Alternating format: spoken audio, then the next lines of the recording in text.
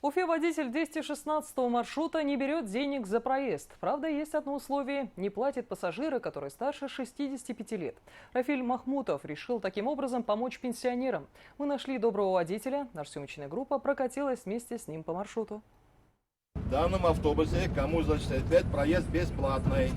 Система скидок для пенсионеров самая выгодная – 100%. Условия простые. Возраст старше 65 лет.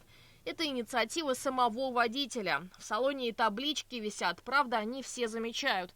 Поэтому, объявляя остановки, Рафиль Махмутов напоминает пассажирам об акции. На еду хватает у нас, на квартиру платим, и все уже платим. И только рассчитана на это пенсия у нас. Но водителю спасибо, конечно. Маршрут автобуса Рафиля Махмутова начинается в Деме. Конечная остановка Северный автовокзал.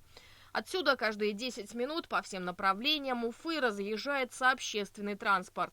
Пенсионеры вместо автобусов чаще выбирают троллейбусы, ведь пожилые люди экономят каждую копеечку. А на таком транспорте по социальной карте проезд выходит на 7 рублей дешевле. Насмотревшись на пенсионеров, которые терпеливо, независимо от погоды, выжидают нужный номер электротранспорта, Рафиль Махмутов и придумал акцию 65+. Водитель возит пенсионеров бесплатно уже 2 месяца и только сейчас согласился на съемки. Вот один раз мне месяц назад звонили, я говорю, приедем, снимем. Я говорю, нет, я лучше уйду домой. Говорю, я не хотел себя афишировать. Не знаю, как объяснить вам.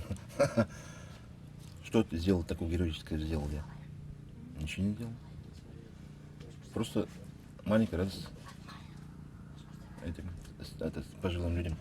Часто пассажиры переспрашивают, не верят, завязывается диалог. Так дорога и проходит в беседе. Что вас побудило на такой шаг? Бесплатно дойти? Побудило? Да. Как помощь пожилым людям, да? Это благородный поступок.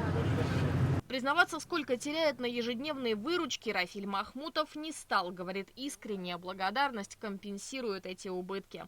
А 1 сентября 216-й маршрут станет бесплатным еще и для школьников. Только проездной все-таки предъявить нужно будет. В качестве билета водитель примет дневник с полученными пятерками. Лилия Курбанова, Римзат Билалов, Новости Уфа.